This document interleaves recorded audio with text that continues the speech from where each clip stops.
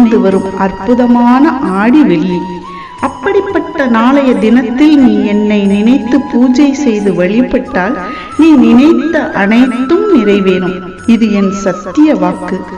இறைவனை அடைய அம்மனான நான் தவமிருந்து பெற்ற நாளின் சக்தி எவ்வளவு இருக்கும், இதை நீ நன்கு அறிவாய். அப்படிப்பட்ட நாளில் உனது வேண்டுதலை எனது பாதத்தில் வைத்து விரதம் இருந்து வழிபாடு செய்.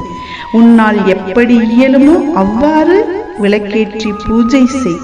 எனக்காக செலவு செய்வதை 10 ரூபாயே ஆனாலும் அதை ஒரு ஏழைக்கு உன் மனதார கொடு. நீ நினைத்ததெல்லாம் நடக்கவும் வேண்டியதெல்லாம் கிடைக்கவும் செய்திடுவேன்.